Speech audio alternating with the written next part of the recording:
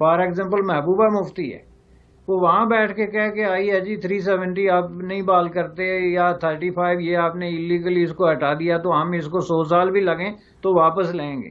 یعنی جس کا مطلب ہے کوئی پرابلم نہیں، ہمارا 100-200 سال انتظار کر لیں گے، محبوبہ مفتی کے جو گرانڈ چلڈرن ہیں وہ لے لیں گے 370 واپس، جس زمانے میں کسی کو پتہ ہی نہیں ہوگا کہ کس چڑیا کا نام تھا۔ ایک تو یہ کیمپ جو ہے بہت برے طریقے سے جو ہے وہ ایکسپوز ہوا ہے، اور میں سمجھتا ہوں کہ یہ مودی صاحب نے ان کو خیرات میں یہ میٹنگ دی ہے، چونکہ ان کی حرکتوں نے ان کو کارنر کر کے رکھ دیا تھا، عوام میں یہ ننگے ہو گئے تھے، عوام نے خاموشی کا جو ہے وہ چادر اوڑھ لی تھی۔ اچانک مودی صاحب نے میٹنگ بلائی تو ان کے کان کھڑے ہو گئے اور ایک دم انہوں نے سب نے مل کے تو ہاں کر دی کہ ہم آ رہے ہیں۔ کین یو بلیو دیٹ اور anybody else can believe that?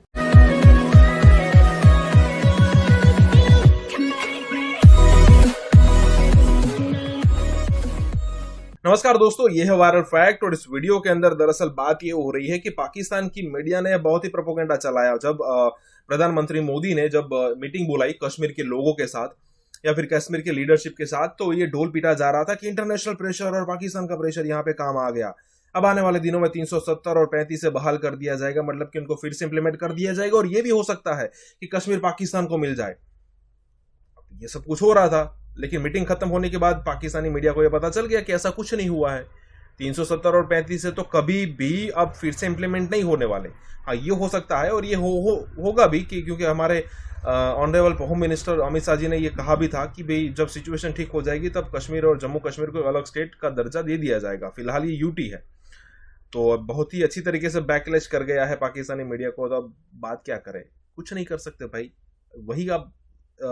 Report करते रहो जो इंडिया कर रहा है। तो दोस्तों, इसी के साथ ये वीडियो शुरू करते हैं, लेकिन इससे पहले आपसे रिक्वेस्ट है कि तकरीबन 70% व्यूअर्स ऐसे हैं जिन्होंने हमें अब तक सब्सक्राइब नहीं किया है, तो कृपया करके सब्सक्राइब कर दो भाई।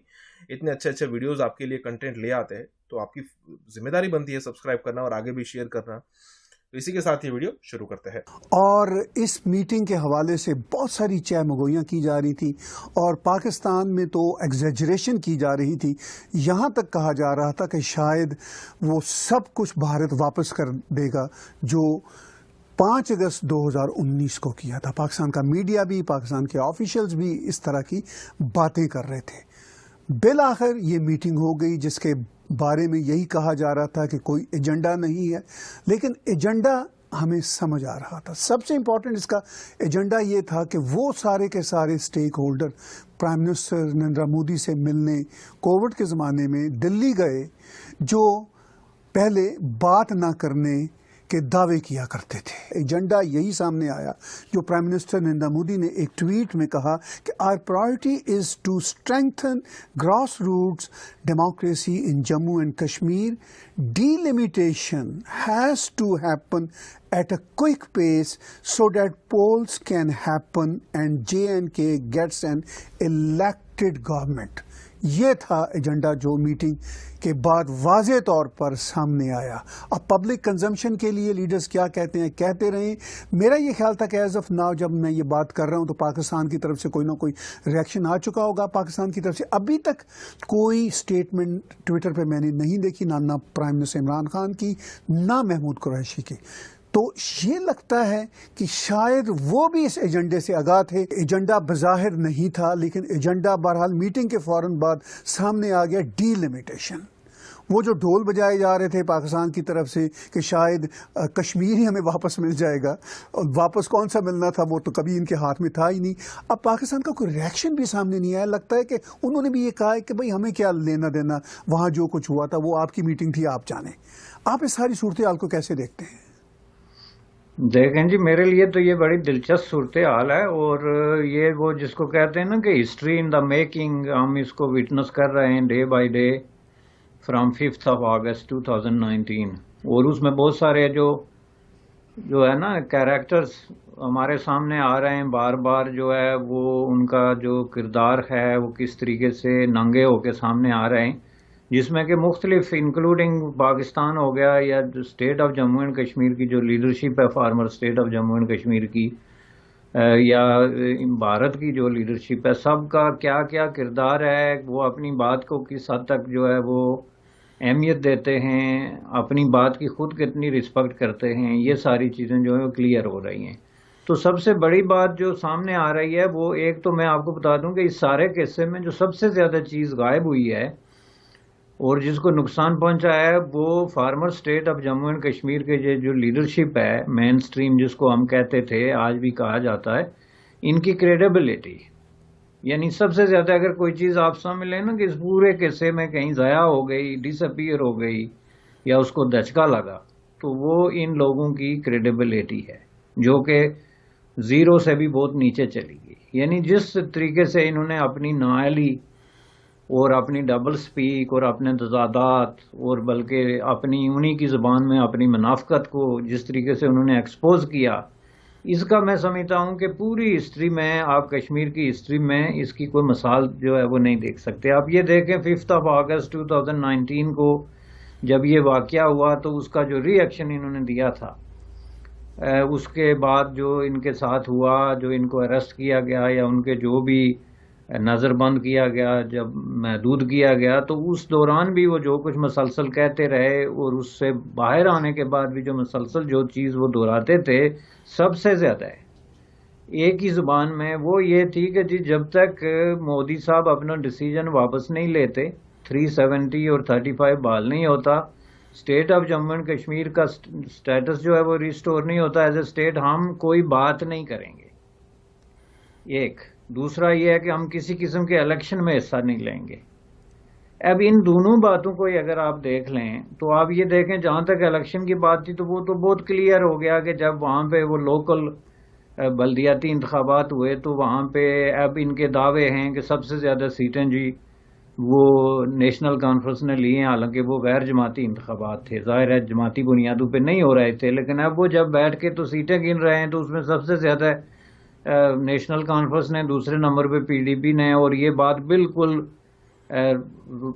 واضح ہو گئی کہ اس میں انہوں نے 100% توانائی کے ساتھ اور پورے وسائل کے ساتھ اور پوری قوت کے ساتھ ان انتخابات میں حصہ لیا,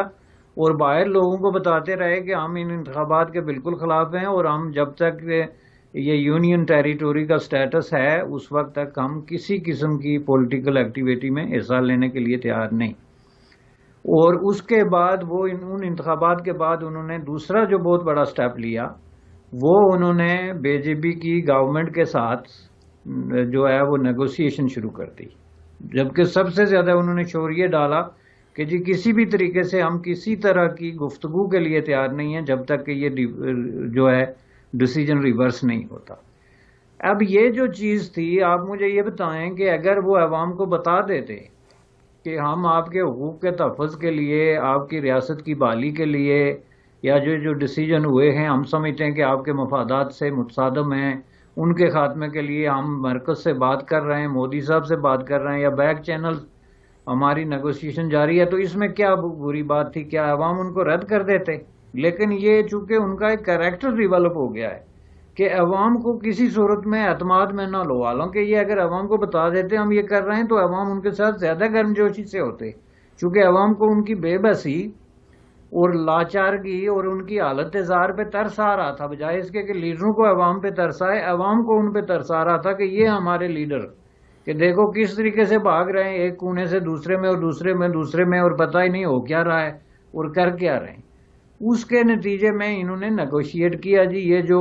عمر عبداللہ صاحب کہتے ہیں کہ میں ڈاکٹر کو ملنے دلی میں گیا تھا, دوسرا کہتا ہے میں اس کو ملنے وہاں گیا تھا, یہ سب ان کی نیگوشیشن ہو رہی تھی جس کو اب انہوں نے ایکسپٹ کیا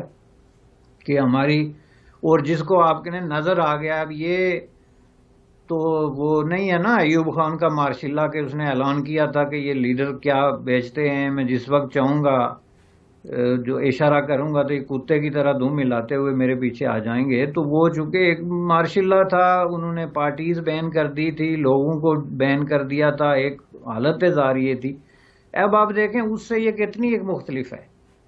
کہ اچانک مودی صاحب نے میٹنگ بلائی تو ان کے کان کھڑے ہو گئے اور ایک دم انہوں نے سب نے مل کے تو ہاں کر دی کہ ہم آ رہے ہیں. کین یو بلیو دیٹ اور anybody else can believe that